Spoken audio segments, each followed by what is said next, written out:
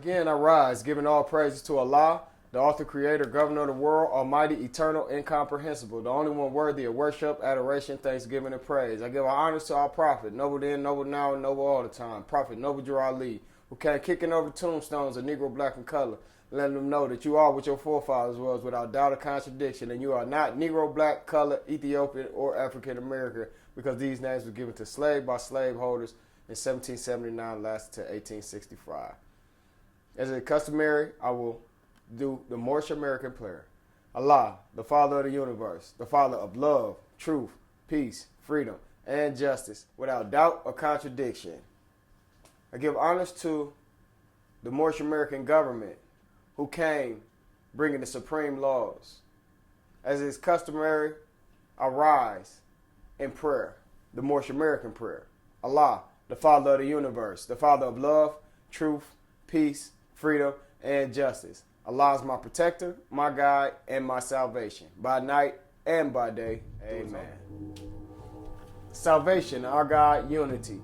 The Divine Constitution of Moorish America. Act 1. The Grand Sheikh and the Chairman of Moorish America are empowered to make law and enforce law, with the assistance of the Prophet and the Grand Body of Moorish America. The Assistant Grand Sheikh is to assist the Grand Sheikh in all affairs if he lives according to love, truth, peace, freedom, and justice, and is known before the citizens of Moorish America. The Bylaws, Act 2. All meetings are to be open and closed promptly according to the Circle 7 and love, truth, peace, freedom, and justice. Friday is our holy day of rest because on a Friday the first man was formed in flesh, and on a Friday the first man departed out of flesh and ascended into his Father God Allah. For that cause Friday is the holy day for all Muslims all over the world. Act 3. Love, truth, peace, freedom, and justice must be proclaimed and practiced by all citizens of Moorish America. No citizen is to put in danger or accuse falsely his brother or sister on any occasion at all that may harm his brother or sister, because Allah is love. Act 4. All citizens must preserve these holy and divine laws, and all citizens must obey the laws of the government, because by being a Moorish American, you are a part and parcel of the government and must live the life accordingly. Act 5. No organization of Moorish America is to cause any confusion or overthrow the laws and constitution of the said government, but to obey hereby. Act 6. With us, all citizens must proclaim their nationality, and we are teaching our people their nationality and their divine creed, that they may know that they are a part and parcel of this said government, and know that they are not Negroes, colors, folks, black people, or Ethiopian, because these names were given to slaves by slaveholders in 1779 and lasted until 1865 during the time of slavery. But this is a new era of time now, and all men now must proclaim their free national name to be recognized by the government in which they live and the nations of the earth. This is the reason why Allah, the great God of the universe, ordained Noble Drew Ali, the prophet, to redeem his people from their sinful ways. The Moorish Americans are the descendants of the ancient Moabites, whom inhabited the northwestern and southwestern shores of Africa.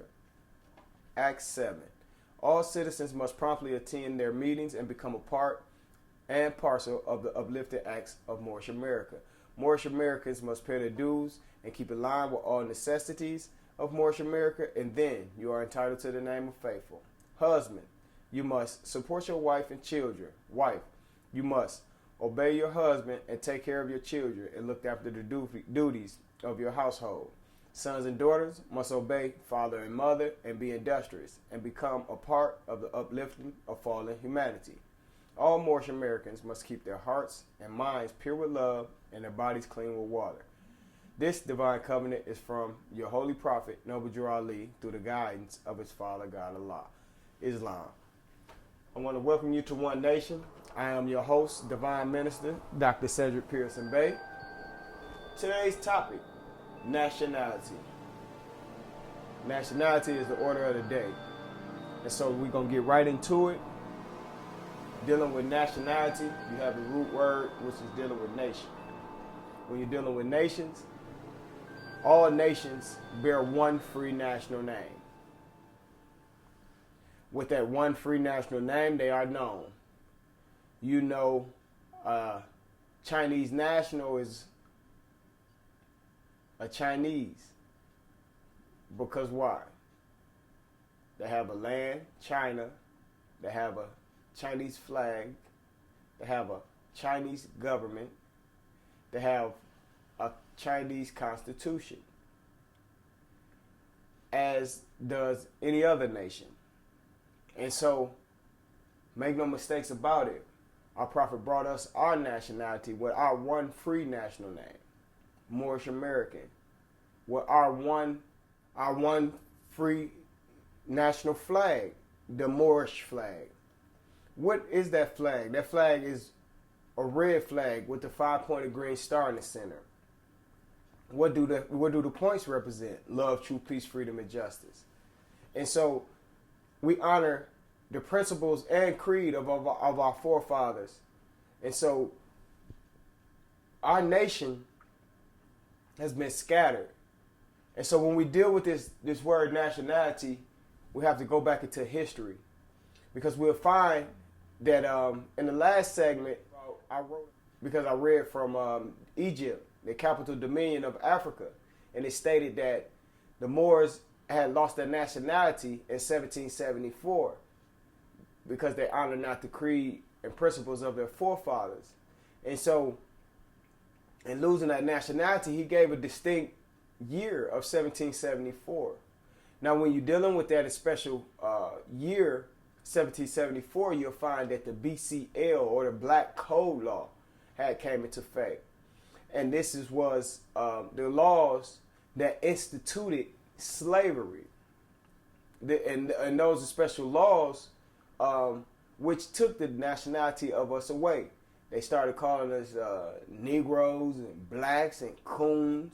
Well, Negro is Spanish for black, because you're dealing with negro, so it's no difference. And then black, according to science, means deaf. And then when you're dealing with something colored, according to the one-on-ones, it's something that's stained, varnished, or dyed. And so we're not none of those. In fact, our hair is. In fact, I go so far to say that black is not even a color. You see, and this is science. What happens is we find that we've been hoodwinked, because now we take to the name of black when 20, 30 years before, our people, if you call them black, it'd be time to fight. It was like saying, calling out their mamas, calling out somebody's mama or something, you know. And so when we're dealing with nationality, or we're dealing with nationhood, there are 6 articles that must be established. You have the nationality, which is the name. You have the flag. You have the government. You have the land. You have the divine creed, what we spoke about in the last segment, which is the way of life. They all bear that one way of life. And then you have the language. Now, we know that English is a bastard language. We know that it carries all languages within it. However, we also know that when you go back, as the prophet led us back to Egypt and dealing with our divine creed, that you find that we instituted language that we may be faithful in our social duties, in civilizing and being civil. And so with the nationality, we find that when we come over here into the Americas, that there's not no nation. Now, how we know that there's not a nation is because when you go into modern law, you'll find that 1774, okay, now 1776, you find that dealing with the independence of the USA, United States of America. Now, United States of America is not America in itself, or they wouldn't have put it United States of America. It's of America, but not America. It's not a country. The country or the land is America, Moorish America at that. So, make no mistakes about it. We have to completely understand what we're dealing with. Now, again, we're at 1776. Now, in 1776 was when institution of slavery began, according to the prophet, as well according to United States of America law.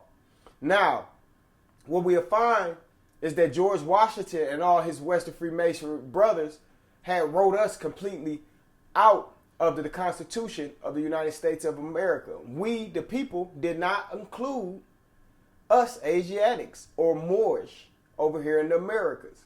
It did not. It absolutely did. In fact, you'll find that they wrote a 3/5 clause in there later on, which took our nationality and our divine creed. They couldn't take the spirit, soul, and the body from us. If you remember, when we were speaking of divine creed, I said we have to know our makeup. Spirit, soul, body, according to their law, just soleil and just sanguinis is what they call it. But it's still the same thing. Right to soil and right to blood.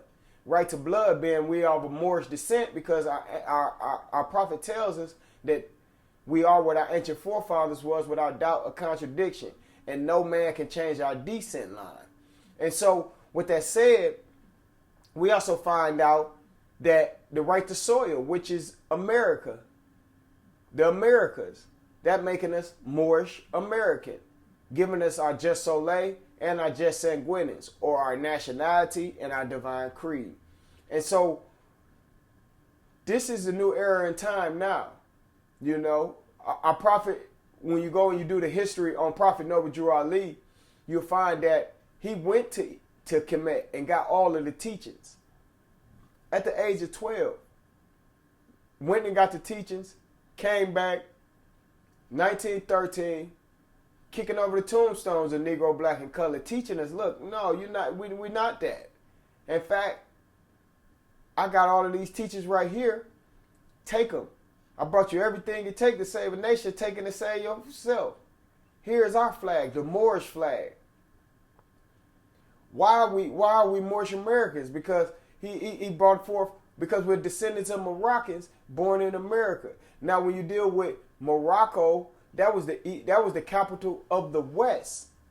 Morocco was the capital of the West. You had the capital of the East, which was Kemet or Egypt, and then you had the capital of the West, which was Morocco at that present time. And so the Moroccans was of hue. In fact, you go so far to go into, if you go into the genealogy, you'll find that it wasn't until the 5th century that it was completely invaded and seized by the Europeans, being Kemet or a Maxim at large. We talk about anything west of Egypt. Make no mistakes about it. And so, giving us that descent line from the Moroccans, we find that was a Moorish descent. The empire extended west of Egypt, like I stated. Anything west of Egypt, 7,000 adjoining islands. North America, South America, Central America, Mexico, Hawaii, Canada. All of these are Moorish America. They're the Moorish land. There was the Moroccan Empire. We was traveling, going back and forth in the wind over 10,000 years before so-called Columbus and the European so-called discoverers came in and discovered. They discovered a land that was already had been inhabited. That's why we are indigenous into the land. That's why we are aboriginals unto the land, because we were the first ones to circumnavigate the whole entire landmass. Yes, that's right, the Moors. You can do your history, your own research. You can also find out that we helped in civilizing the Europeans when we went to Spain and taught them a lot of the teachings, the sciences, and things of this nature. Now, going back into nationality, because that's dealing with history. Without history, you never know where you. If you don't know where you come from, you can never get to where you're going. And so, you have to have a historical base. In fact, in the Willie Lynch theory, what they call it, that Willie Lynch letter, it stated that the greatest phenomenon was that the mind is strong enough to redirect itself if it finds a substantial amount of historical base.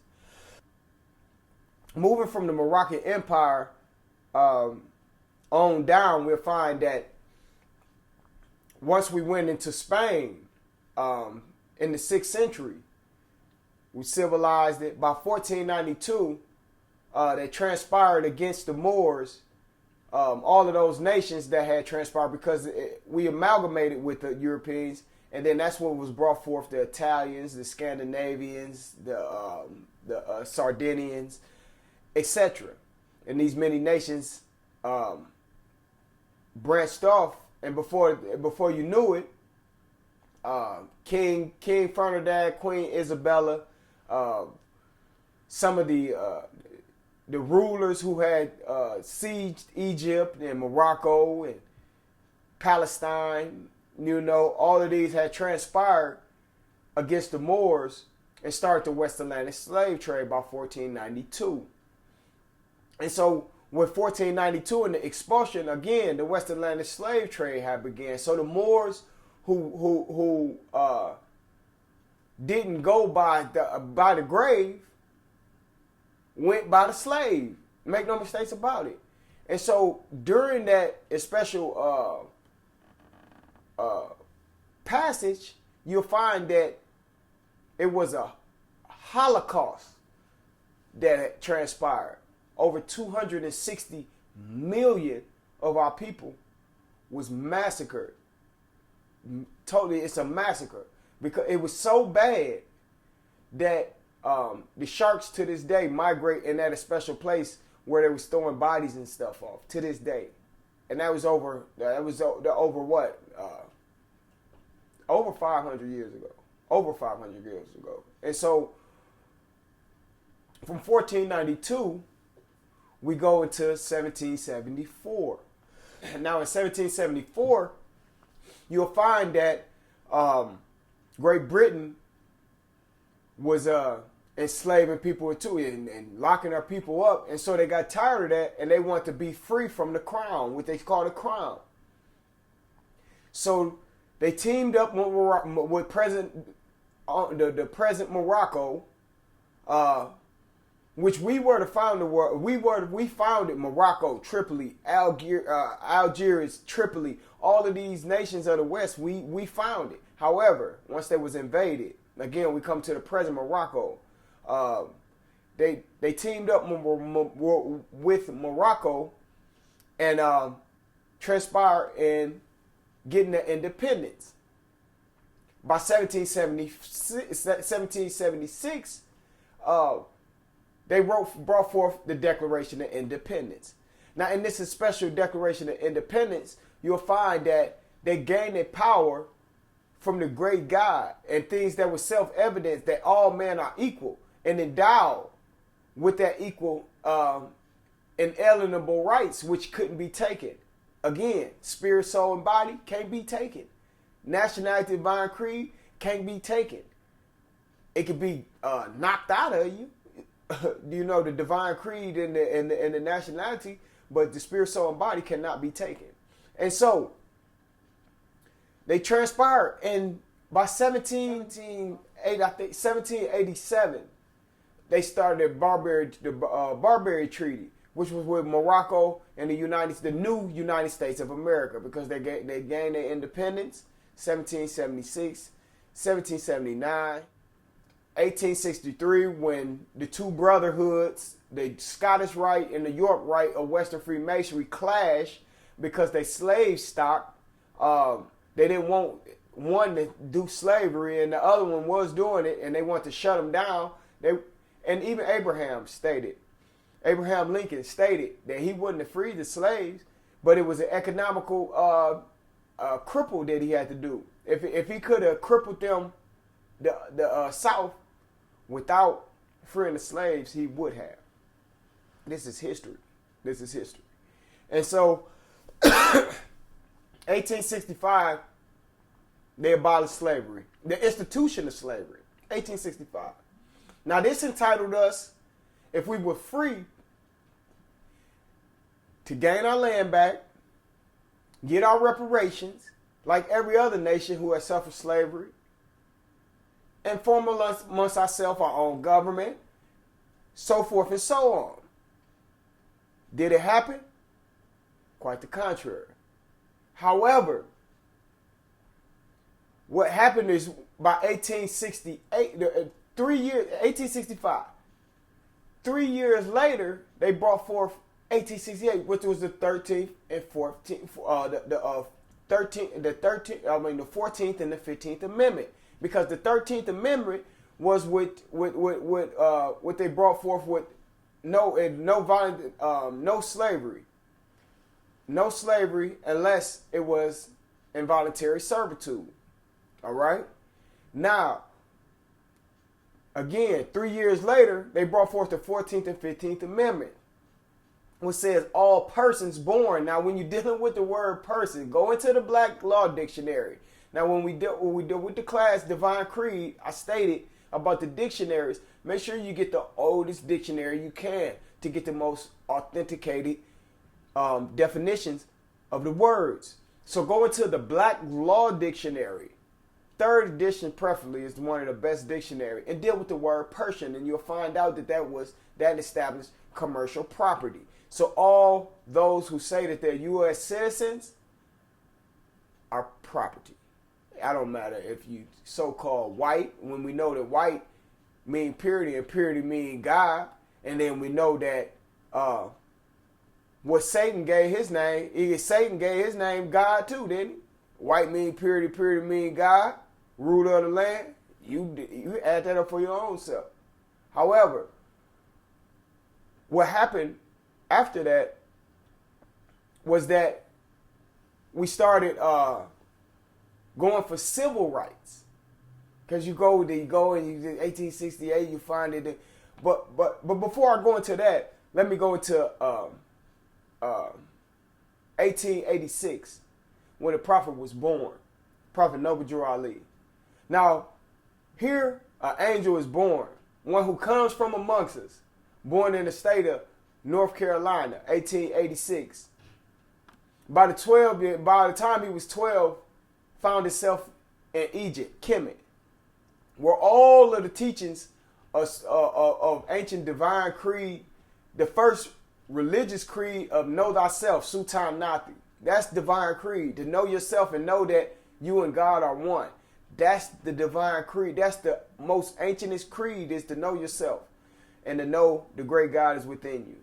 And so he went, got the teachings, came back in 1913, giving us those teachings.